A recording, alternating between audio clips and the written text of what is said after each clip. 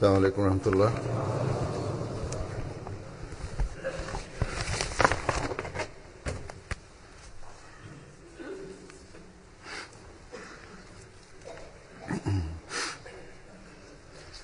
अशहदु अल्ला इलाहा इल्लल्लाह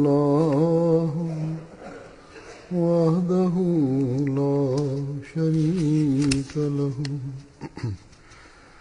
वअशहदु अन्ना मुहम्मदन अब्दुहु व रसूलुहु अम्मा बअदु फ़अऊज़ु बिल्लाहि मिनश शैतानिर रजीम बिस्मिल्लाहिर रहमानिर रहीम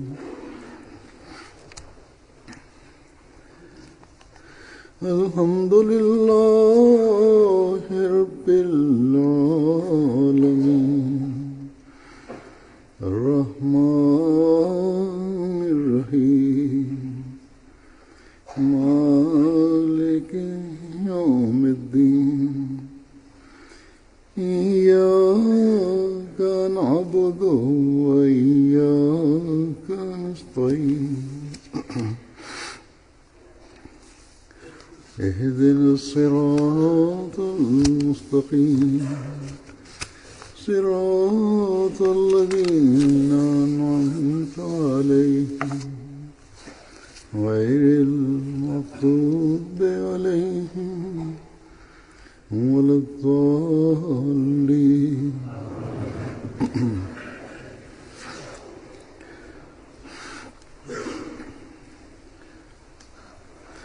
हर अहमदी जेको पंहिंजो पाण खे हज़रत मसीह मऊद अलैहिस्सलातु वस्सलाम जी बैत में शामिल करे थो,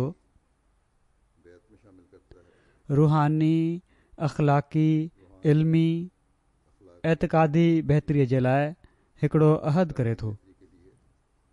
ऐं हिन दौर में जॾहिं अल्लाह ताला असांखे MTA जी नेमत सां नवाज़े छॾियो आहे ऐं जमायती प्रोग्राम, जलसा, ख़ुतबा ऐं सभिनी खां वधीक करे बैत जे हवाले सां आलमी बैत में त MTA ऐं इंटरनेट जे ज़रिए लखें अहमदी शामिल थींदा आहिनि। तंहिं करे हर उहो अहमदी जेको पैदाइशी अहमदी आहे या ख़ुदि बैत करे अहमदियत में शामिल थियो आहे,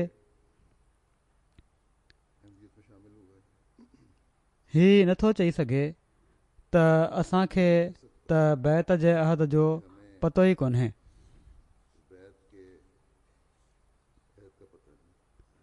सो जेकॾहिं ज़रूरत आहे त इन शइ जी त असीं बैत करण खां पोइ इन जा तफ़सील ॼाणण जी कोशिशि कयूं ऐं बैत जे अहद खे साम्हूं रखूं।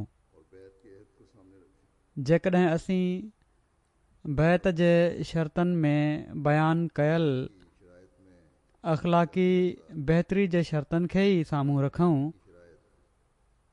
त असांजा अख़लाक़ी मयार, समाजी तालुकात, कारोबारी मामला ऐं रोज़ानो जा ॾेती लेतीअ जा मामला, घरू मामला, इन्हनि में सभिनी में हिकिड़ी गैर मामूली बहितरी ऐं बुलंदी पैदा थी सघे थी। पर असां मां केतिरा ई अहिड़ा आहिनि जेके इन्हनि मयारनि खां अञा घणो परे आहिनि, जेके हज़रत मसीह मऊद अलैहिस्सलातु वस्सलाम असां में ॾिसणु चाहिनि था। इन तालुक़ में पंहिंजे बैत जे शर्तनि में जिन ॻाल्हियुनि ॾांहुं पाण तवजो ॾियारी अथनि उन्हनि मां कुझु ई आहिनि। मिसाल जे तौर ते त कूड़ नाहे ॻाल्हाइणो, ज़ुल्म नाहे करणो, ख़यानत खां बचणो आहे, नफ़सानी जोशनि खां मग़लूब नाहे थियणो, आम दुनिया खे उमूमन ऐं मुसलमाननि खे ख़ुसूसन पंहिंजे नफ़सानी जोशनि जे करे हथ सां या ज़ुबान सां तकलीफ़ नाहे ॾियणी, तकबुर नाहे करणो, आजिज़ी अख़्तियार करणी आहे, सुठे अख़लाक जो मुज़ाहिरो हमेशह कंदे ज़िंदगी गुज़ारणी आहे।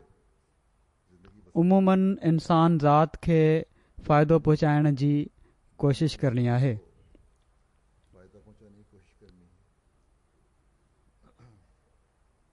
असां जेकॾहिं इन्हनि ॻाल्हियुनि ते तवजो ॾियूं त जहिड़ो की मूं चयो, असां पंहिंजे अख़लाक जा मयार वधाए सघूं था,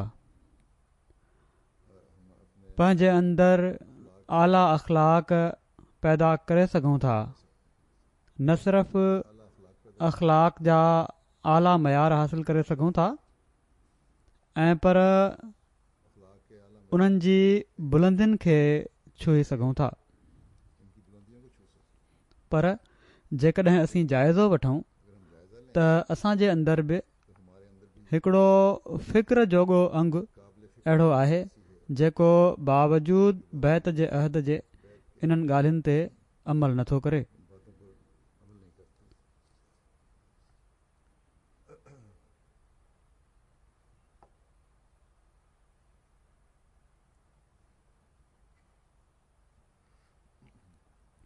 जेसिताईं असीं ज़ाती तौर ते अहिड़ी सूरत हाल मां नाहियूं गुज़रंदा जिथे असांखे पंहिंजा हक़ क़ुर्बान करे या पंहिंजो पाण खे तकलीफ़ में विझी पंहिंजे आला अख़लाक खे अख़्तियार करणो हुजे, असां ॾाढो ज़ोर शोर सां ही चवंदा आहियूं त यकीनन हिननि आला अख़लाक जो असांखे मुज़ाहिरो करणु घुरिजे, ऐं जेको ही नथो करे उहो वॾो ज़ुल्म थो करे। पर जॾहिं असीं सवा सिधा मुतासिर थी रहिया हुजूं त असां मां अक्सरियत इन्हनि अख़लाक खे विसारे वेंदी आहे।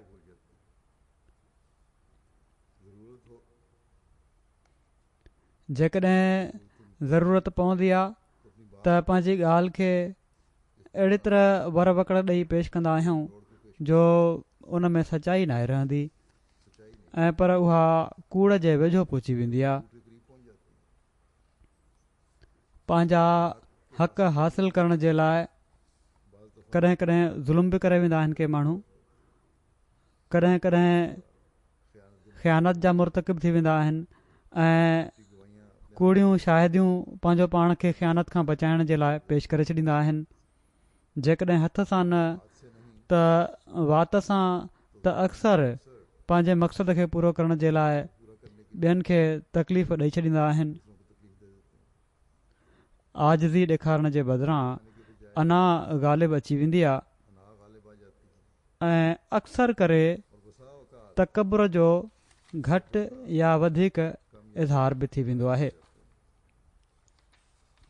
मूं ॾिठो आहे त क़ज़ा जा कुझु मामला जॾहिं मुंहिंजे साम्हूं ईंदा आहिनि त कूड़ ऐं सच खे साबित करण जे बदिरां हक़ वठण जे बदिरां हट धर्मी ऐं ज़िद जो अहिड़ो इज़हार थींदो आहे जो हैरत थींदी आहे।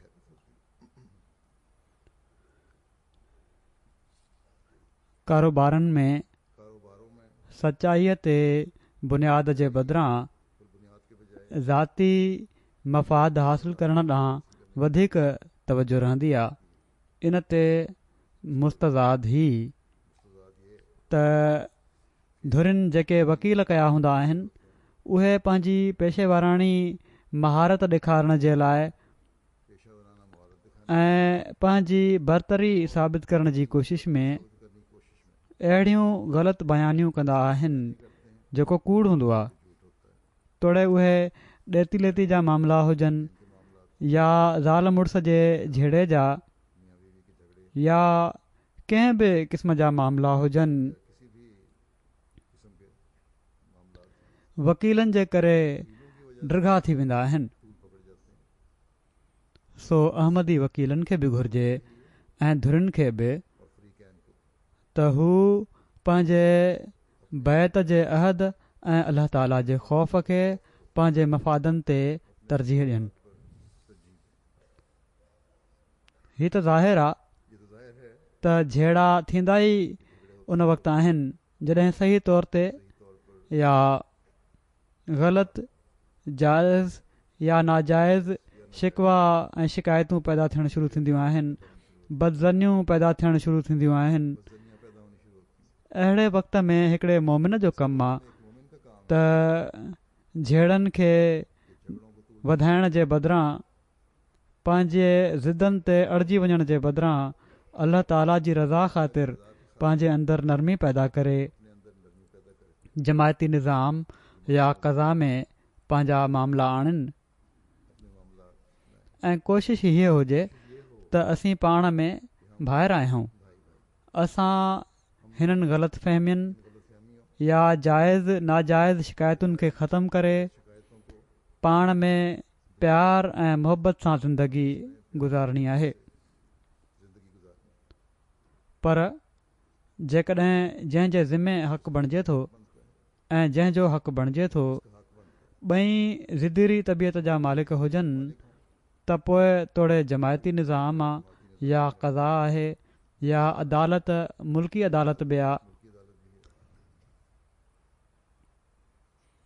ही सभई जीअं बि इंसाफ़ ते ॿधल फ़ैसिलो कनि कॾहिं बि मामिलो पुॼाणी ते नाहे पुॼंदो। हिकिड़ी अदालत खां पोइ ॿी अदालत में अपीलूं थींदियूं रहंदियूं आहिनि ऐं पोइ जेकॾहिं क़ज़ा में आयल धुर जो 5 माण्हुनि वारो क़ज़ा जो बोर्ड बि फ़ैसिलो करे छॾे त पोइ बि जंहिंजे ज़िमे हक़ बणिजे थो उहो कॾहिं कॾहिं हक़ खाई वेंदो आहे ऐं हक़ नाहे ॾींदो या फ़ैसिलो नाहे मञींदो, या पोइ मूंखे लिखी छॾींदा आहिनि त असां ते ॾाढो ज़ुल्म थियो आहे, तव्हां पाण हिन मामले खे ॾिसो। ऐं ही शिकवा कॾहिं बि ख़तमु न आहिनि थींदा। ऐं हक़ीक़त में जहिड़ो की मूं चयो त ही इज़हार अना ऐं ज़िद जे करे हूंदो आहे। सो जेकॾहिं झेड़नि खे असां सुहिणे रंग में निबेरणो आहे त ज़िदनि खे छॾण जी ज़रूरत आहे। ऐं पर कॾहिं कॾहिं झेड़नि खे ख़तमु करण जे लाइ हक़ जेकॾहिं बणिजे बि थो त उहो हक़ वठण में ॿी धुर खे सहूलियत ॾियण जी ज़रूरत हूंदी आहे। ऐं कॾहिं कॾहिं कुझु हद ताईं हक़ छॾणो बि पइजी वेंदो आहे। इन बारे में अल्लाह ताला असांखे कहिड़ी तालीम ॾिए थो। अल्लाह ताला फ़रमाए थो त व इन कान ज़ू उसरतिन फ़नज़रतुन इला मैसरा व अन तसद्दक़ू ख़ैरुल लकुम इन कुंतुम तअलमून।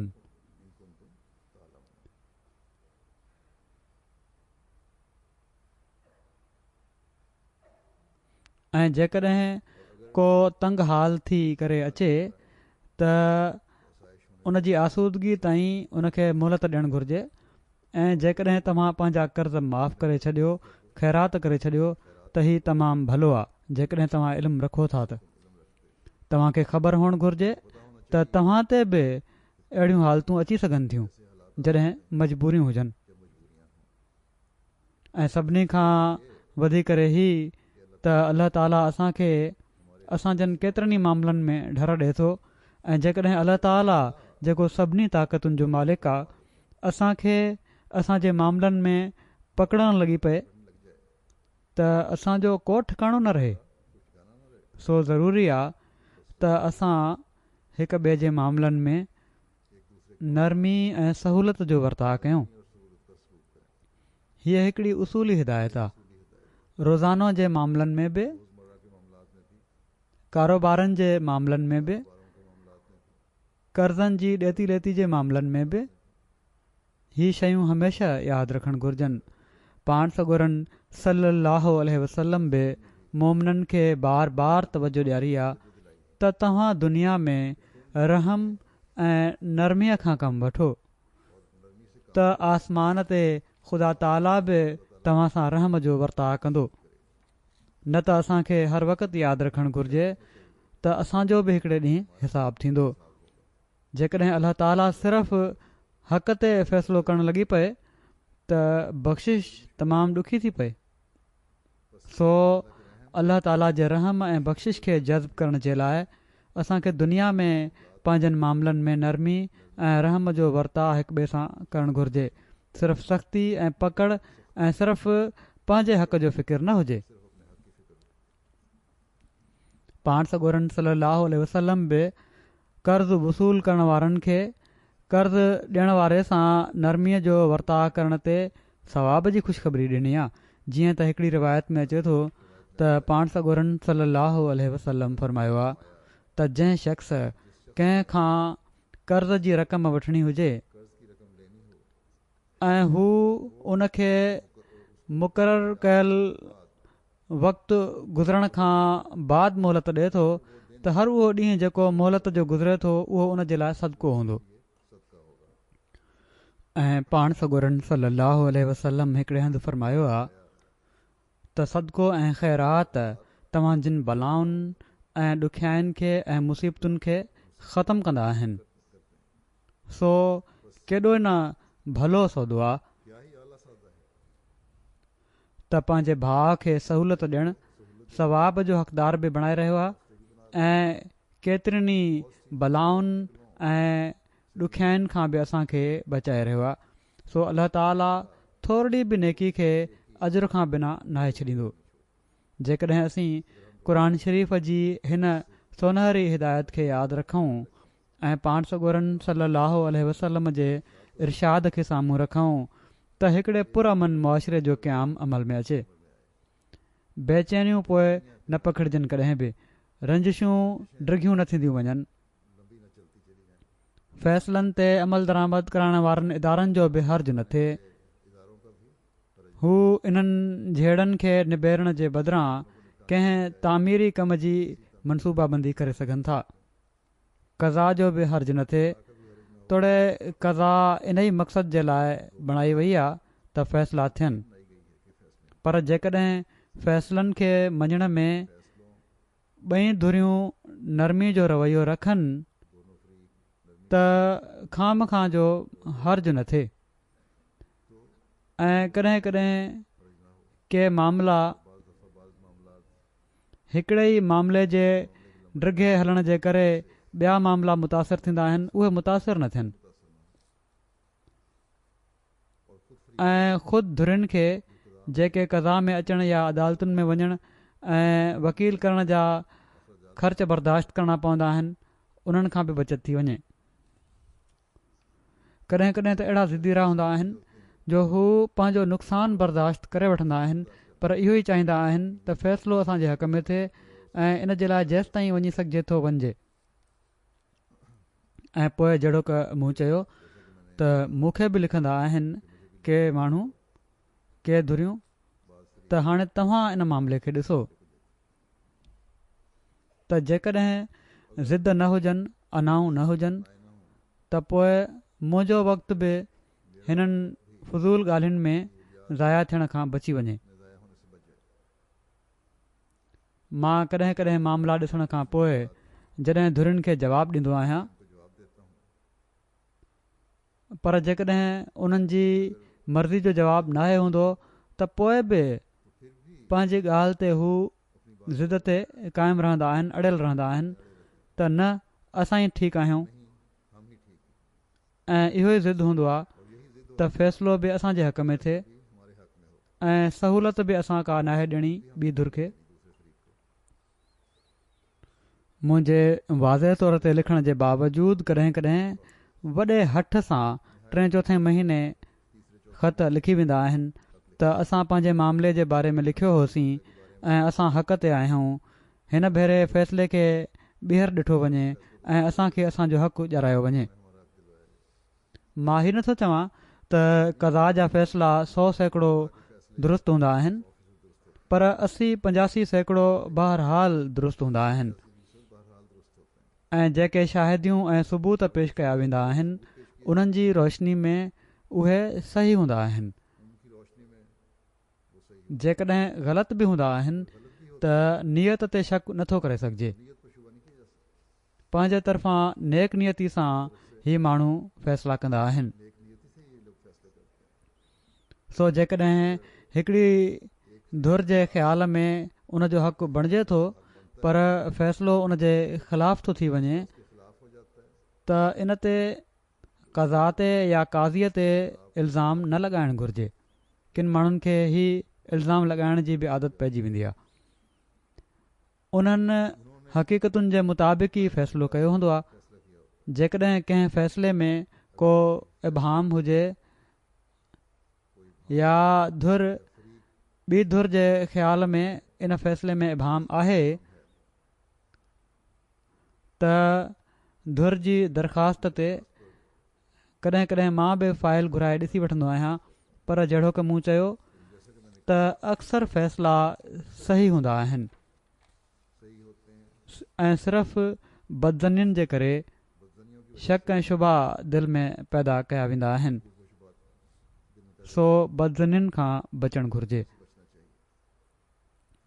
बदज़नी हिकिड़ी ॿी बुराईअ जो रस्तो खोले छॾींदी आहे। पोइ क़ज़ा जा मामला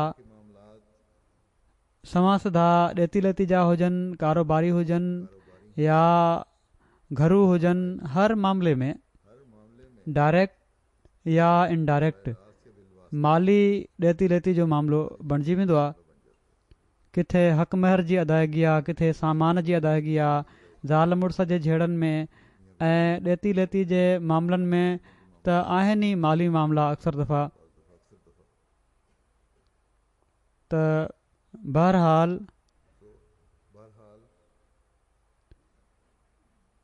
माली मामला हर झेड़े में कंहिं न कंहिं ज़रिए सां इन्वॉल्व थी वेंदा आहिनि ऐं सहूलियत ॾियण वारो उसूल जेको आहे त सहूलियत ॾिनी वञे, हीअ हर हंधि कुझु न कुझु हद ताईं ज़रूरु हलंदो आहे। घरू मामलनि में बि रोक रक़म जो मुतालबो, ॾेती लेती जे मामलनि में बि रक़म जो मुतालबो अक्सर थींदो आहे। घरू मामलनि में मिसाल जे तौर ते जहिड़ो की मूं चयो हक़ महर जी अदायगी आहे, हीअ बि यकीननि हिकिड़ो कर्ज़ु आहे जेको मुड़ुस खे ॾियणो हूंदो आहे। पर अक्सर करे छोकिरी वारा छोकिरे जी हैसियत खां वधीक हक़ महर बि रखाए वठंदा आहिनि। हिकु पासे त छोकिरो पाबंद आहे त कर्ज़ु अदा करे, हक़ महर हिकिड़ो कर्ज़ु आहे। ॿिए पासे छोकिरी वारा बि ज़्यादती करे वेंदा आहिनि त हक़ महर वधीक रखाए वठंदा आहिनि त जीअं कहिड़ी तरह छोकिरे खे ॿधिजे, जेको छोकिरे जे लाइ अदा करणु ॾुखियो हूंदो आहे ऐं सिर्फ़ु मुश्किल नाहे हूंदो ऐं पर ॿी धुर उहो ॾियण जी तौफ़ीक़ ई नाहे रखंदी। जेकॾहिं क़ज़ा छोकिरे जे हालात खे ॾिसी हक़ महर घटाए छॾे त इन ते बि ॿी धुर खे एतिराज़ शुरू थी वेंदो आहे। अहिड़ी तरह जेकॾहिं सवां सिधा कर्ज़ जी ॾेती लेती जा मामला आहिनि, जेकॾहिं क़ज़ा हालात ॾिसी किस्तियूं मुक़ररु करे छॾे त इन ते बि ॿी धुर खे एतिराज़ थी वेंदो आहे। असां अहमदी हिकिड़े पुरअमन मुआशिरे जे बारे में जॾहिं दुनिया खे चवंदा आहियूं त असांखे बि पंहिंजे हर मामले में मुआशिरे में अमुन क़ाइमु करण जी कोशिशि करणु घुरिजे।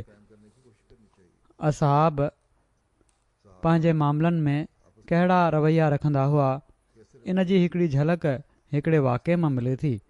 हज़रत अबू क़तादा रज़ियल्लाहु ताला अन्हु जे बारे में अचे थो त हिकिड़े मुस्लमान जे ज़िमे उन्हनि जो कुझु कर्ज़ु हुयो। जॾहिं बि ही उन वटि कर्ज़ु घुरणु वेंदा हुआ त हू लिकी पवंदो हुयो। हिकिड़े ॾींहुं ही विया त उन जे पुट खां ख़बर पई त हू घर में ई आहे। हिननि ॿाहिरां सॾु कयो ऐं चयाऊं त मूंखे ख़बर पइजी वई आहे त तूं घर ई आहे, तंहिं करे हाणे लिकण जो को फ़ाइदो नाहे, ॿाहिरि अचु ऐं अची मूं सां ॻाल्हाए।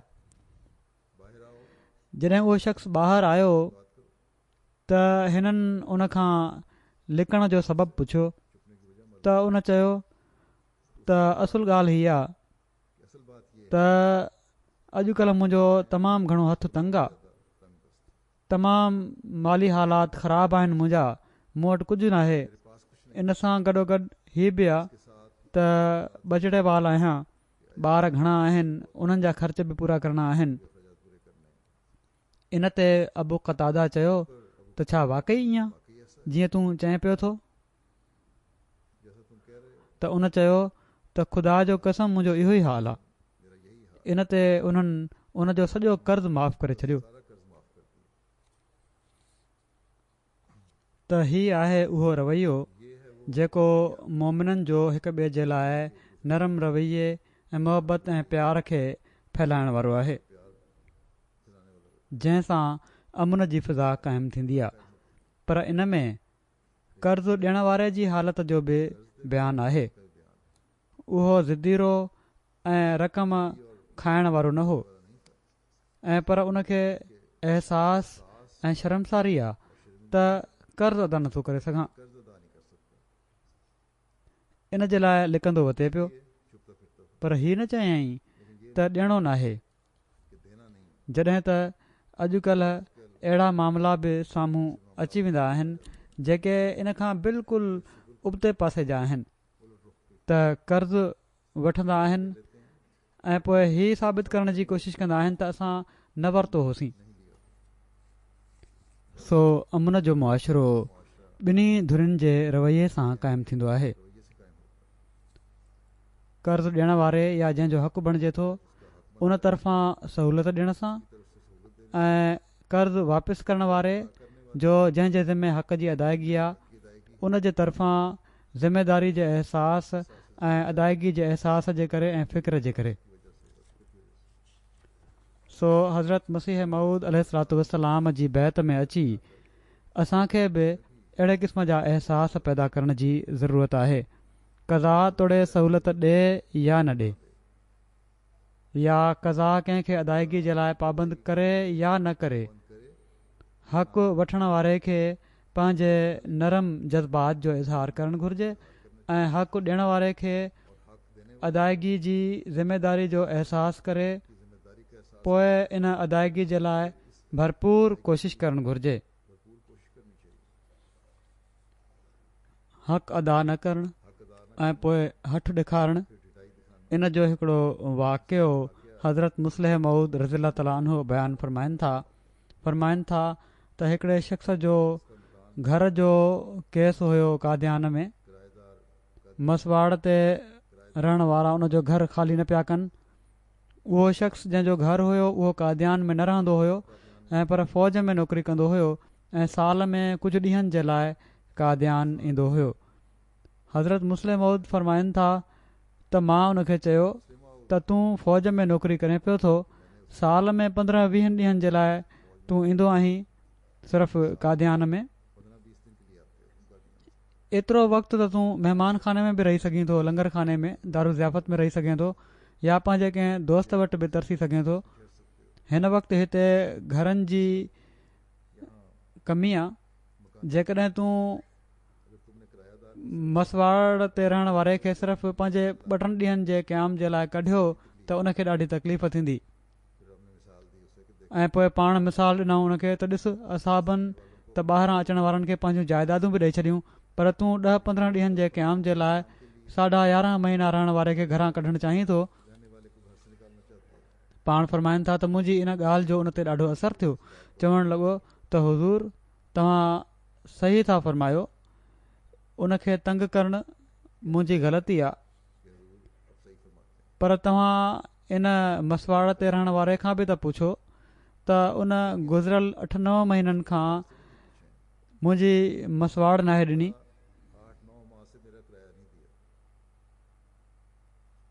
जंहिंजे करे मूं सोचियो आहे त इन खां घरु ख़ाली करायां।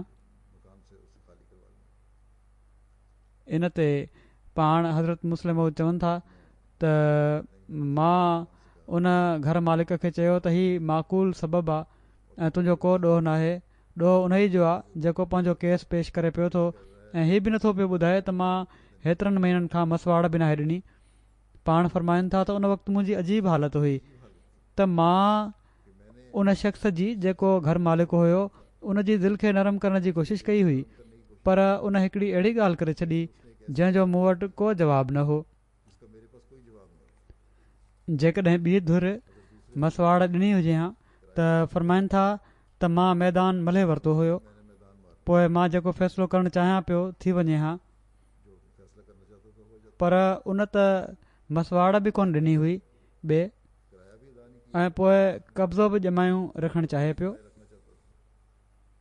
पाण फरमाइनि था उन वक़्तु मुंहिंजी हालत ओॾी महिल ओड़ी थी वई जीअं चवंदा आहिनि त हिकिड़ो पठाण हुयो, उन किथां ॿुधी वरितो त जेकॾहिं कंहिंखे कलमो पढ़ायो वञे त इंसान जन्नत में हलियो वेंदो आहे।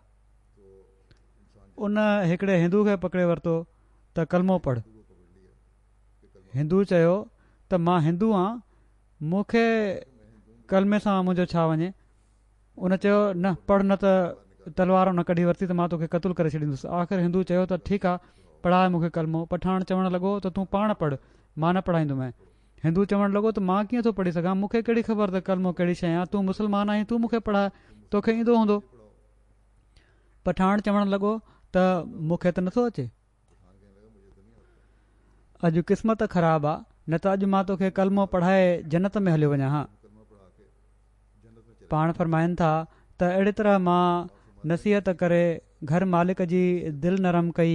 जॾहिं दिलि नरम थी वई त उन अहिड़ी ॻाल्हि कई जो मुंहिंजो कलमो उते जो उते रहिजी वियो। जेकॾहिं ॿी धुर मसवाड़ ॾिनी हुजे हा, हक़ु न खाए हा, त मां मालिक खे कलमो पढ़ाए वठां हा। सो मोमिननि खे हिक ॿिए जो हक़ अदा करण में चुस्ती ॾेखारणु घुरिजे। ऐं हीअ सिर्फ़ु हिकिड़ो वाक़ियो न आहे, अक्सर वाक़िया आहिनि। तंहिं करे जॾहिं मामला क़ज़ा में बि ईंदा आहिनि या ख़लीफ़े वक़्त जे साम्हूं पेश कया वेंदा आहिनि त सचाई ते ॿधल सॼी ॻाल्हि हुअणु घुरिजे, बजाए इन जे जो बाद में ख़लीफ़े वक़्त खे शर्मसार थियणो पए पंहिंजी ॻाल्हि करे। उनखे शर्मसारी खां बि बचाइण जी कोशिशि करणु घुरिजे।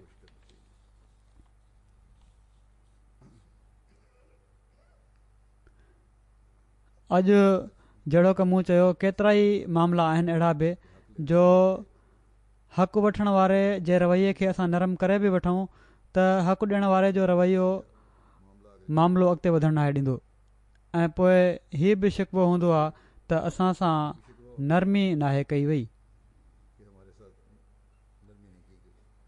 पाण सगोरन सल्लल्लाहु अलैहि वसल्लम जा इन हवाले सां त हसीन मुआशिरे जे क़याम जे लाइ कहिड़ियूं ॻाल्हियूं हुअणु घुरिजनि, कहिड़े क़िस्म जो हसीन मुआशिरो हुअणु घुरिजे मुस्लमाननि में। ॿिन्ही पासे जेके धुरियूं आहिनि उन्हनि खे कहिड़ी तरह पंहिंजा हक़ अदा करणु घुरिजनि। पाण सगोरन सल्लल्लाहु अलैहि वसल्लम जा कुझु इर्शादात पेश कयां थो इन सिलसिले में। पाण हिकिड़े मौक़े ते पाण में मामलात में नरमी पैदा करण वारे खे दुआ ॾींदे फरमाइनि था त अल्लाह ताला आसानी पैदा करण वारे माण्हूअ ते रहम फरमाए जॾहिं हू विकिरो ऐं ख़रीदारी करे थो ऐं जॾहिं हू कर्ज़ जी वापसीअ जी घुर करे थो। पोइ पाण आसानियूं पैदा करण वारनि खे ख़ुशख़बरी ॾींदे ऐं ॿियनि खे इन जी तरग़ीब ॼाणाईंदे इरशाद फरमायो आहे त अल्लाह ताला हिकिड़े शख़्स खे जन्नत में दाख़िल कयो जेको ख़रीदारी करण महल ऐं विकिणण महल ऐं कर्ज़ ॾियण महल ऐं कर्ज़ जी घुर करण महल आसानी पैदा कंदो हुयो। इन ॻाल्हि ते ई उनखे जन्नत में दाख़िल कयईं। वरी हिकिड़ी रिवायत में अचे थो पाण फरमायाऊं त जंहिं शख़्स तंगदस्त मकरूज़ खे कर्ज़ जी अदायगी में मोहलत ॾिनी या माफ़ करे छॾियो त क़यामत जे ॾींहुं जॾहिं अल्लाह ताला जे पाछे खां अलावा ॿियो को पाछो न हूंदो त अल्लाह ताला उनखे पंहिंजे अर्श हेठां पाछो अता फ़रमाईंदो। पोइ पाण सगोरन सल्लल्लाहु अलैहि वसल्लम हिकिड़े शख़्स सां बख़्शिश जे वर्ताउ जो ज़िक्र कंदे फरमायो अल्लाह ताला जे त हिकिड़ो वापारी माण्हुनि खे कर्ज़ु ॾींदो हुयो। जेकॾहिं हू कंहिं तंगदस्त शख़्स खे ॾिसंदो हुयो त पंहिंजे नौकरनि खे चवंदो हुयो त हिन खां दरगुज़र कयो। शायदि अलाह ताला असां खां बि दरगुज़र फरमाए। पाण फरमाइनि था त जीअं त उन जे इन अमल जे करे अलाह ताला उन खां दरगुज़र फरमायो। सो जिन खे तौफ़ीक़ हुजे उन्हनि खे घुरिजे त जंहिं हद ताईं मुमकिन हुजे सहूलियत मुहैया कनि, बजाए इन जे जो लड़ाई झेड़नि ऐं अदालतुनि में फ़ज़ूल वक़्तु ज़ाया कनि ऐं रक़म ख़र्च कनि। पर इस्लाम सिर्फ़ु इहो ई नथो चए त कर्ज़ ॾियण वारा ऐं हक़ वठण वारा ई सहूलियतूं ॾियनि। इस्लाम हिकिड़ो अहिड़ो मुआशिरो क़ाइमु करे थो ऐं हर हिकु धुर खे उन जे फ़र्ज़नि ॾांहुं तवजो ॾियारे थो, जंहिंसां दिलनि जूं नफ़रतूं ख़तमु थियनि ऐं अमुन बि क़ाइमु थिए। तंहिं करे जंहिं जे ज़िमे हक़ जी अदायगी आहे उन्हनि खे बि वॾी तलक़ीन करे थो।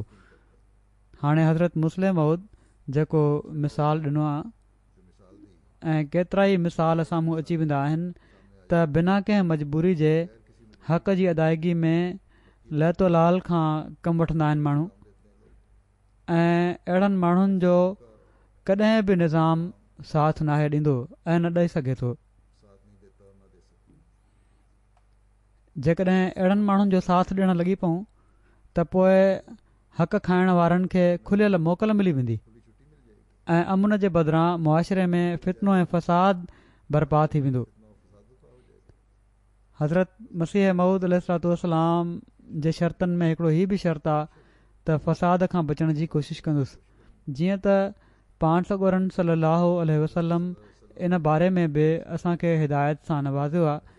हिकिड़ी रिवायत में अचे थो त पाण सॻोरन सल्लल्लाहु अलैहि वसल्लम फरमायो आहे त दौलतमंद जो कर्ज़ु लाहिण खां बचण लाइ बहाना करणु ज़ुल्म आहे। जेकॾहिं तव्हां मां कंहिंखे बहाना करण वारे जो पीछो करण लाइ चयो वञे त घुर्जे त उन बहाना करण वारे जो पीछो करे, माना त पोइ मजबूर करे उन खां ॿियनि जो हक़ ॼारायो वञे, कर्ज़ु वापसि ॼारायो वञे। हिते का नरमी नाहे, कंहिं सहूलियत जी ज़रूरत नाहे, छो त उनखे तौफ़ीक़ आहे ॿी धुर खे। ऐं पर जहिड़ो की मूं चयो उन सां त जेकॾहिं हीअ न कंदो त गासिबनि खे ऐं हक़ खाइण वारनि खे ज़रूरत पैदा थींदी वेंदी। पोइ पाण सॻोरन सल्लल्लाहु अलैहि वसल्लम हिकिड़े हंधि फरमायो आहे त कर्ज़ु वापसि ॾियण वारे जो बहाननि खां कमु वठणु उन जी इज़त ऐं उन जी सज़ा खे हिलाल करार ॾिए थो।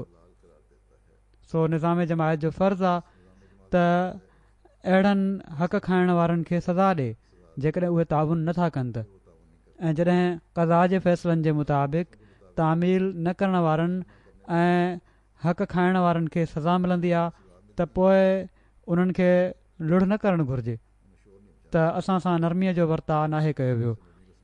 अल्लाह ताला जे रसूल उनखे सज़ा ॾिने वञण जो हक़ निज़ाम जमायत खे ॾिनो आहे।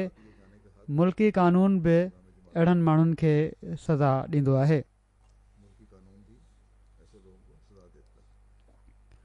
वरी हिकिड़ो वॾो इंज़ार वारो ऐं ख़ौफ़ ॼाराइण वारो इरशाद आहे पाण सॻोरन सल्लल्लाहु अलैहि वसल्लम जो, जेको पाण हक़ अदा न करण वारनि खे फरमायो अथनि। फरमाइनि था त जंहिं शख़्स माण्हुनि खे वापसि करण जी नियत सां माल वरितो, जंहिं शख़्स माण्हुनि खे वापसि करण जी नियत सां माल वरितो या कर्ज़ु वरितो, अल्लाह ताला उन जे तरफ़ां अदायगी कराए छॾींदो।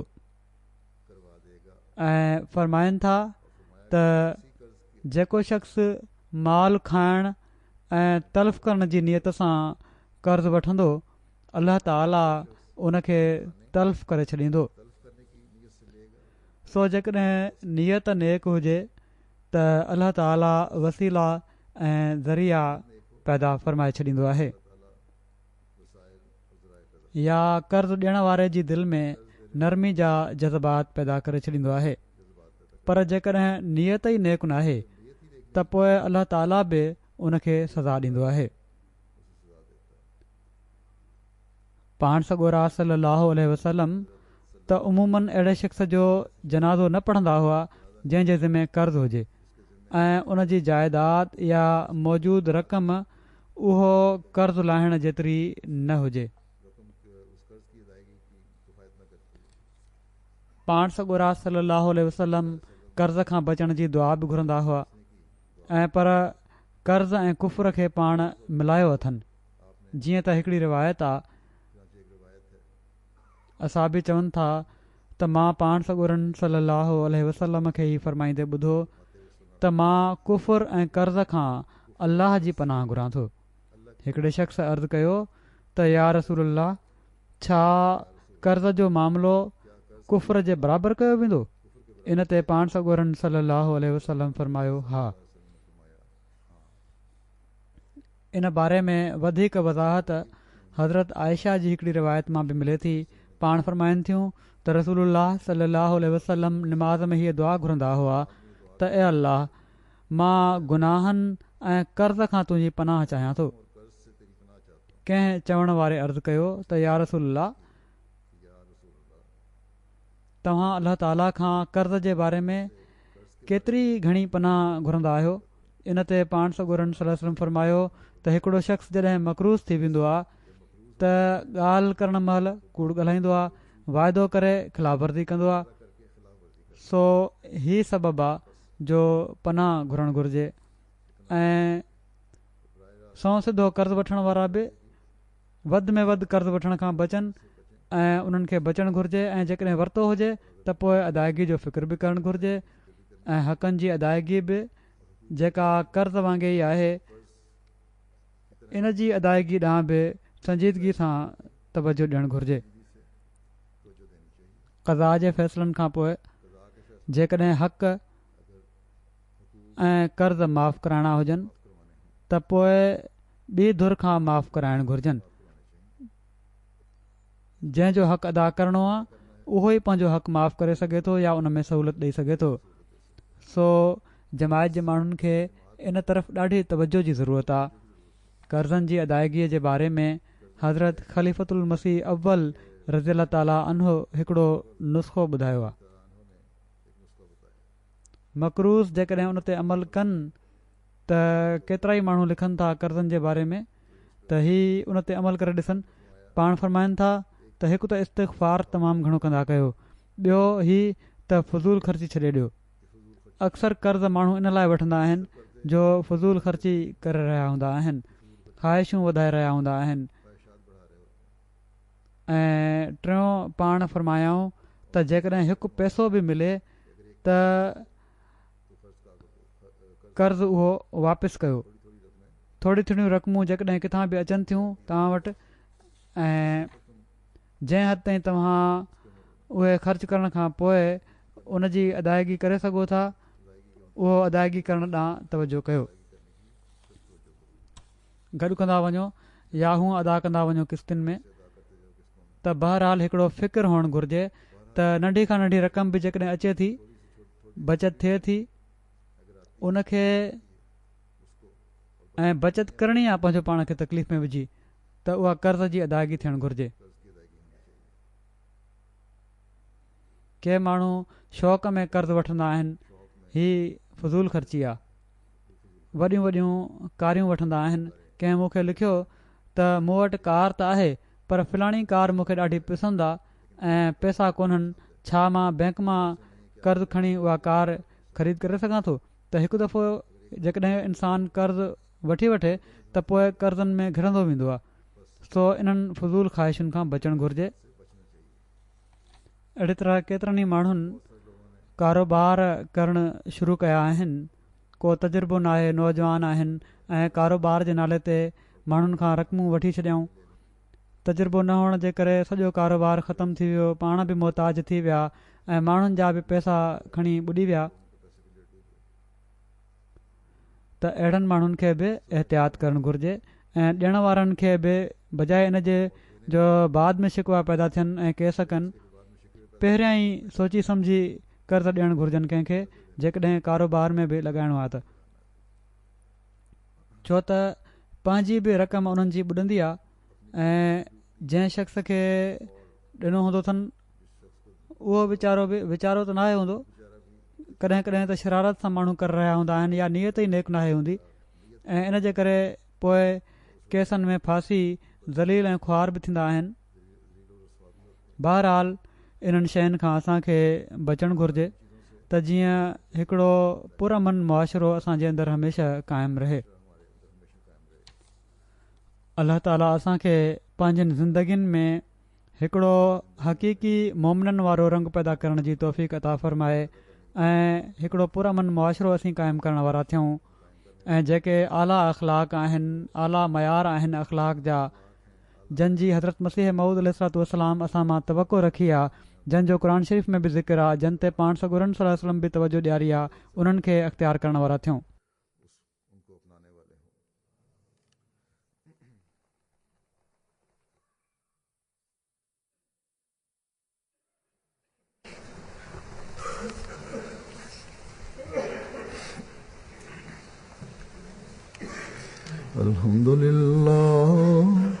अल्हम्दुलिल्लाह नहमदुहु व नस्तईनुहु व नस्तगफिरुहु व नुमिनु बिही व नतवक्कलु अलैहि व नऊज़ु बिल्लाहि मिन शुरूरि अनफुसिना व मिन सय्यिआति अअमालिना।